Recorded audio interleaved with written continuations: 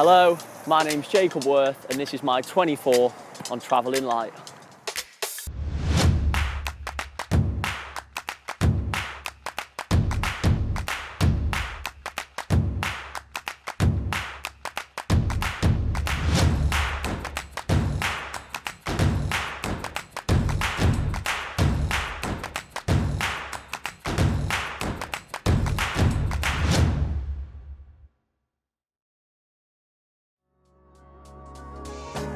It's the end of September, the best time to be out on the bank, and surely there's no better place to be than the famous Walthamstow Reservoir Complex.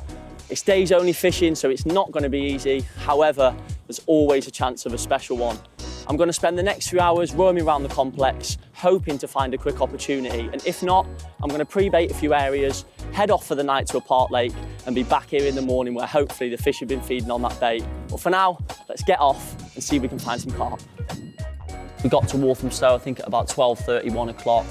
Looked around a few of the lakes, but I knew before going that my main focus was going to be the Coppermill stream. I've fished there before. The carp are really nice. And most importantly, with it being a short 24-hour session, it's sight fishing. And you can't go wrong sight fishing, travelling light, sticking to that theme. So we got there, we had a look, and we got pretty lucky. We found carp almost immediately in the first swim after arriving in the Coppermill. So it was definitely onwards and upwards.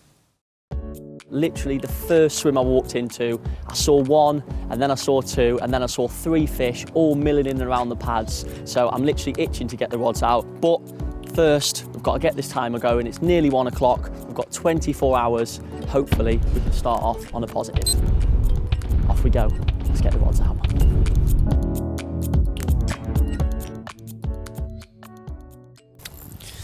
So I had a feeling that I was going to be fishing the Coppermill, so I've got a nice bit of tungsten tubing on just to keep everything nailed down because the fish are really spooky in here, but I'm going to keep it simple. Fish bottom baits, a little bit of Scopex squid flake, and then slowly lower the rigging over the top, and hopefully we can get one pretty quick. I've caught a few from here before, so I'm pretty confident in terms of what rigs to use and stuff. It's just a case of how confidently they're feeding, really. As you can see, I've come down really light. I've literally just got a bucket and my work box with all the essentials that I need for this session. That way, if the fish move off, I can follow them without having to lug a load of gear. It's just much better fishing, much easier, and it gives you a better opportunity to get a quick bite.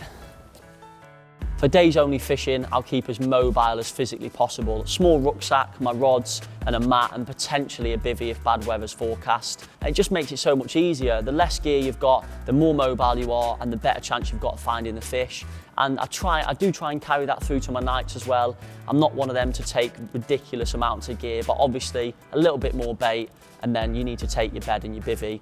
I do sleep under the stars, but because of a lot of the fishing that I do is on my own, I find it a little bit safer just to have that shelter over the top of you, especially on sort of those quieter places of a night time. It was an area that I'd actually fished a couple of years ago, so at that point I was really confident. Because of obviously it being a stream, the carp do definitely behave in a certain way. They tend to go upstream and come round the spot in circles, so I sort of waited for the right opportunity for the fish to drift away, and I lowered some rigs in nice and quietly. The last thing you want to do is rush and spook the fish. It's better to wait until they've drifted off. Because it's a river and there's flow, they don't stay on the spot feeding for long, not like they do on lakes. They literally will feed for a couple of seconds and then do a circle. So as soon as you time them, leaving the swim, you can get that rod in without them seeing you. Just waiting for that breeze to flatten off a bit so I can actually see, because it's so easy for you to have a hook bait down there not presented well with all this cabbage and eelgrass and stuff. So you want to make sure it's 100% presented on that clear bottom. Right, here's my opening. So I don't even cast, I literally pay off line, almost like a pendulum, and just drop it in.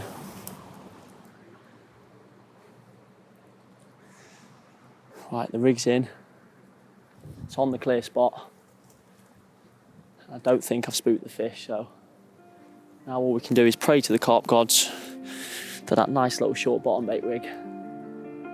Nails on.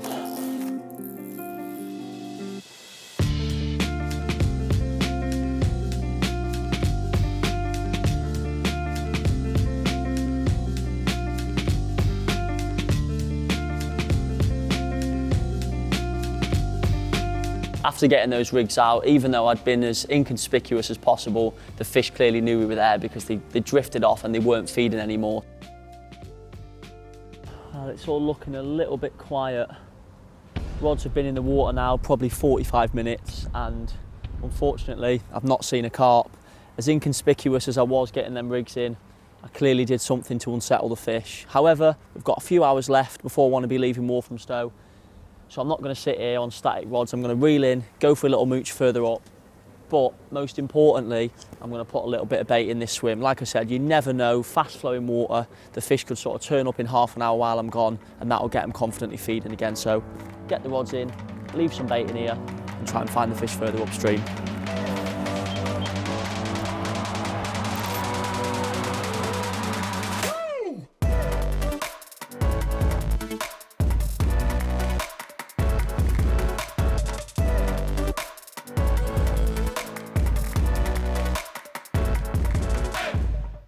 We've walked probably 300-400 yards further up the copper mill, looked in all the little hidey holes where I've seen fish in previous sessions, and unfortunately nothing as of yet. They are pretty elusive, but they are in here, so I'm sure that if we carry on looking, we will find them under the snags.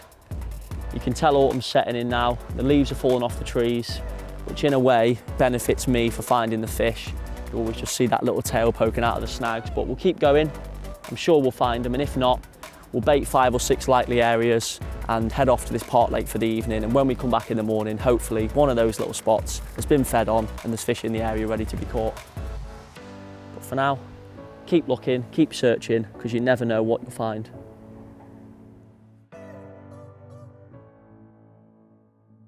So with 3.5 hours in, we've got 20.5 hours left on the clock. We've lapped the copper mill, we've checked loads of likely areas, and I did put a little bit of bait further up. However, the fact I hadn't seen anything means that I'm probably not likely going to go up that end tomorrow. I'm going to focus my efforts on where we've seen the fish today. The fact that a lot of the fish were here when we got here and we've seen nothing on the other side means that there's a good chance they're still in this area, just hiding out under the snags, which they can easily do without being seen. So the plan of action now, it's about 4:30, so I'm going to put the rest of my bait that I've got with me, about 2 kilos of Scopex squid flake and corn. I'm going to drop all that on that spot.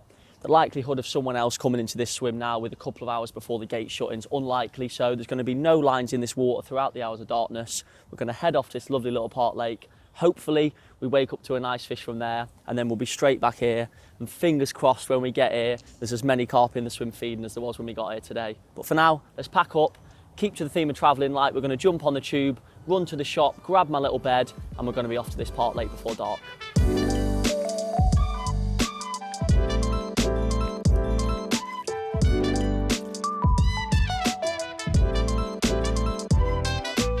So we'd done that detour, we'd got to the shop, I grabbed my bed chair, I topped my bucket up with a little bit more bait, and obviously my bivvy to do the night. So most of you might think that this isn't exactly travelling light. However, in the grand scheme of things, I've got everything I need to do the night. I've got my 4-fold scope bed, I've got a mat that weighs nothing, bivvy, rods, and a small rucksack, and I could probably go for 2 or 3 nights like this, to be fair. Feels pretty light, it works to get on and off the tube, and it's still relatively mobile in terms of weight, so works perfect. Now we've just got to put it to good use and go out there and catch a fish. So getting a little bit more technical, how do I actually load my gear to make it more suitable for travelling on the buses and trains and things like that? 90% of the time, I do opt to use a slightly larger rucksack. Although on this session I use the Recon, I normally, especially if I'm fishing sort of campaign fishing and I've got a heavier bait bucket, for example, I use a bigger rucksack as I feel it sort of sits more flush across the whole depth of your back. And then I'll put that on first, I'll put my bivvy over one shoulder, my rod bag over the other, and then I'll have my 4-fold bed, I'll kick it up and load that over my neck. That way you've got equal balance, you've got weight at the back, you've got your bed at the front, and then you've got the rod and the bivvy either side, and it's static, your back's nice and straight. if you don't load up properly, I've seen friends who try to carry the bed on one side, and if your back's wonky, there's just no way. You're going to do it once or twice and you're never going to want to do it again. So make sure that you obviously buy the right gear. Now obviously I've got the Scope 4-fold bed, so you get the strap with it, and that obviously helps to load it over. You've got the nice comfort in little cushion there as well. It's just ways of making it better for you. It'll work differently, obviously height dependent as well, but that's the way I use my gear, that's the way I decide to travel light, and it's definitely benefited me over the years, especially for those longer trips. I think we arrived at the Park Lake at about 6:30 and light was fading rapidly. I reckon we had about an hour before total darkness, so I took my time in terms of watching the water and figuring out where I was going to fish, because it's not a lake that I'd fished before, so I wasn't too familiar with it, but I had a look and it was apparent straight away there was a lot of fish showing out in the middle body of water. It's 6:50, darkness is quickly approaching us. I want to try and get the rods out as quickly as possible. However, I want to just sit here for another 10 or 15 minutes, see where the bulk of the fish are showing, and then we'll get set up. Got plenty of time left in terms of the 24. Although we've run around all day, we have got the bulk of it left, 18 hours and 15 minutes. So I'm really confident we can catch a few in that time. Let's get set up, order some food and get some sleep before the morning. Hopefully an eventful night. I'd been told by friends that it's really good margin fishing, so I kept my options open and then I opted to fish one rod out in the middle on a zig, and I put a couple of rods in either margin. So I was really confident. A lake I'd not fished before, but they were clearly super active, so I went into the night with high hopes.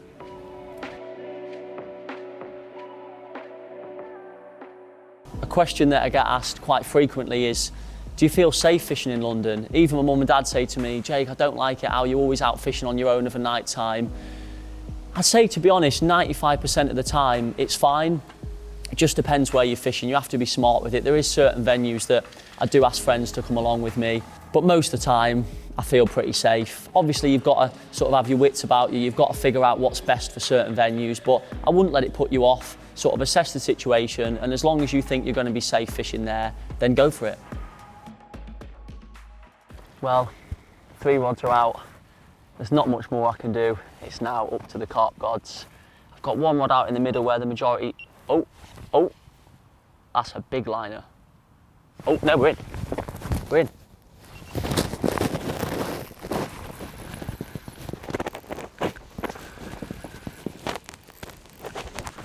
I don't know, unless it's swimming towards me. Nah, what was that? No, but the bobbin literally was right into the alarm, wasn't it? That was either a really big liner or a crayfish dragging the rig across the bottom. I'd say that was a big liner. Well, apologies for the interruption. I'm not quite sure what that was. The bobbin was literally right into the alarm, so it must have been either a trailer or a really harsh liner. It's positive, the fish are clearly on the move and active, so I'm going to get that back out and let's see what the night brings. Once we got those rods out, there wasn't much more we could do, so we went to sleep relatively early with high hopes that we were going to catch a fish before the morning, and that's exactly what happened. At about 3:30, 4 o'clock, one of my left-hand margin rods screamed off and I was into my first carp of the 24.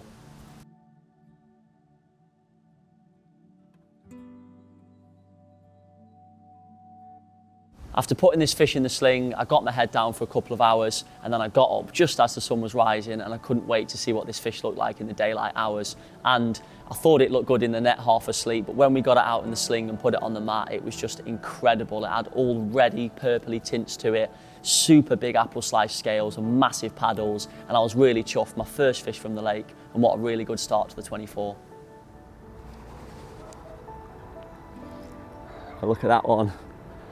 What a carp. This is why I came here. Seen loads of pictures of these fish. There's a certain strain, it's a dink strain of mirror. Just a stunning fish, nice and red, huge plated scales. And I had a good feeling last night going to bed I was going to get one. There was plenty of fish showing. And this one was on a rod that I near enough hand placed in the edge, just a little underarm cast under a tree. Handful of Scopex squid boilies. And at about 3, 4 o'clock the rod screamed off. Lovely little margin battle with what is an incredible carp. If it's the last one, then I'm more than happy. It's only a 24-hour session. This fish is probably close to 20 pounds, so I can't be upset. However, it's definitely giving me a buzz. I'm going to slip this one back. I'm going to head off for the remainder of the session. I think I've got about 6 hours left before the clock's up, which is more than enough time to nick one from Walthamstow. Let's get this back and let's get on the road. As you can imagine, I was made up with that fish. However, I had in the back of my mind that pre-baited spot on the copper mill, so I didn't want to waste too much time. I let that one go, I loaded myself up and I headed across London back to Walthamstow.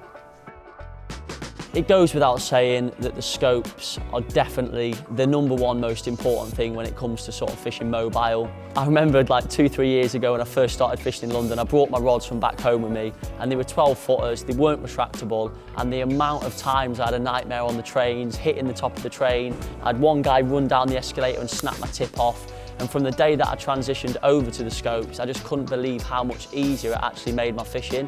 And for those of you that use them, you'll know that I don't need to ramble on about how good they are. They're just a game changer, it's completely different. If you've got a nice little compact bed chair and a little rucksack, the last thing you want is a massive bazooka of a 12-foot rod hanging over your shoulder.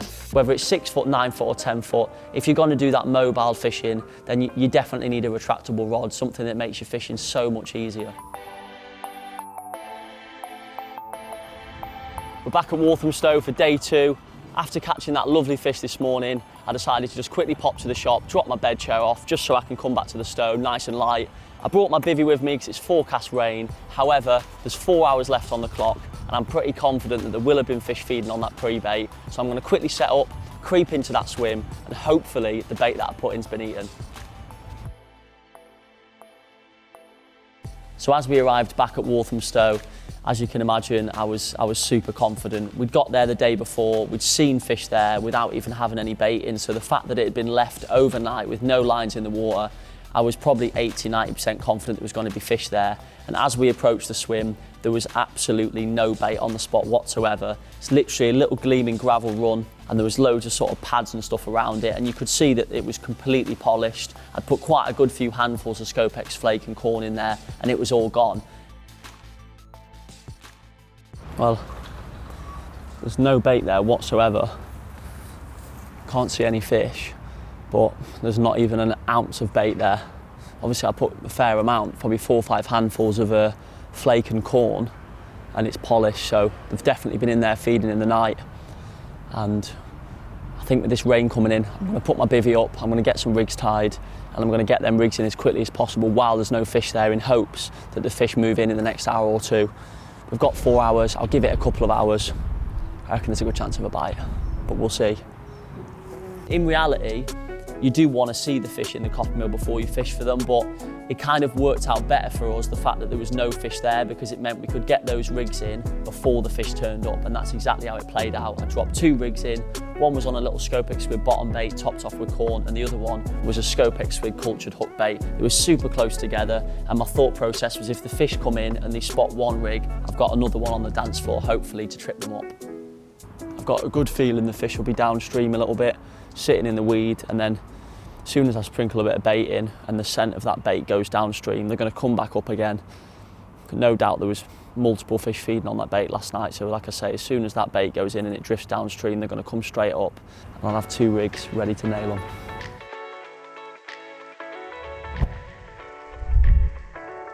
So this is my 60-second tip on travelling light. To start off with, you don't need to take every single item of tackle that you've got. I'm guilty of it, often I've been on trips, and when you actually get there, you're like, it's so much harder to navigate your way through the actual bits of tackle you need that you think, why did I even bring it? So a couple of spare leads, often I'll actually take a few of each colour pop up and put them in one pot. It just makes it so much quicker, especially if you want to be light and on the move. Obviously in terms of tackle, you want to pack that down too. Don't take 3 slings, 2 nets and a load of bait when you don't need to. If it's a little day session or an overnighter, take your rucksack, minimal gear, and that way you can be really light, compact, and you can definitely be on the fish as quick as possible. Also, this is a bit of a strange tip, but it's definitely something you should take into consideration. If you're carrying a heavy rucksack and you're putting your rods and your bivvy over your shoulder, wear something with a higher neck. Because if you've got a t-shirt on, the last thing you want when you get on public transport is things rubbing against the side of your neck. Hopefully, those little tips will benefit you on travelling light. I sat back for the first half an hour, But then after that, I was sort of peering over the spot every 5 minutes, just hoping to see something had returned. And not too long after that, a couple of commons made their way over the spot, and one of them started to dive down and started picking off hook bait. So I sat back. It's hard because you want to be seeing the action, you want to see if you're getting spat out, but at the same time, you don't want the fish to see you. So I was just sneakily looking over, but really hopeful that it was a good chance of me getting a bite. I remember peering over the spot and seeing one fish just sort of lifting off the bottom, and it was so subtly going and sort of picking one hook bait and then rising and moving off. And really, especially in the river where it's so crystal clear, you want them moving at speed and competing for the bait. So I quickly went back to my bucket, I crushed up a few boilies, and what I wanted to do was just put a little bit of flake in just to drift downstream and hopefully just spur on a bit more of a feeding response. And as soon as I got into the swim, 3 swans came past, so I remember just stopping. I obviously didn't want to throw the bait on the swans and they start diving, so I waited, and typical, as the swans got out of the way, 2 carp moved in. I decided anyway I was going to do it, but I crumbed them up even finer. I flicked them out and I was literally standing there, and as soon as I stepped away, the rod just bust off into life.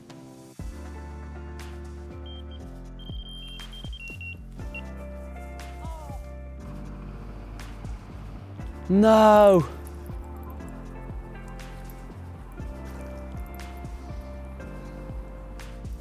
Damn it, man. Literally saw 2 commons. I said they were feeding a little bit slow, so I put a few little bits of flake out just to try and entice them, and the flake must have literally just fluttered to the bottom. I stepped away from the spot and the rod just literally screamed off. I hooked into it, and before I've even felt the weight of it, the hook just pinged out. Damn it. Still got time left. Hopefully there's more fish about or they come back, but that's not ideal at all, is it? So close. We'd got it right. We'd gone yesterday, we'd found the fish there, we'd given them some pre-bait through the night, and we'd got that all-important bite. But I suppose that's fishing for you. You can't land them every time, and it was just good to get a bite. It wasn't all over. Once I lost that one, as I was sort of standing there sulking, I was looking, and we actually saw another common come downstream, so it obviously wasn't with that same shoal, and I was hopeful that that fish hadn't spooked at all and was going to find the baited spot and that we still had another chance. After this, there was about 2 hours, 2.5 hours left on the clock. And if I'm honest, if that one had spooked, I probably would have ran off to try and find them somewhere else. However, like I say, I saw another fish come in, and often in the stream, there's sort of pack fish. There's 2 or 3 fish at a time. So just because you've spooked one shoal doesn't mean that there isn't another one coming close by. So I remember tying up another rig, I got it back on the spot, and there was another common milling around. It kept dropping down and feeding, but it wasn't right on the spot. It was a bit more on edge, and there was just the one fish. You never know, it could have gone off, but an hour turned into 2, and it was looking pretty negative. Unfortunately, we didn't get that second bite.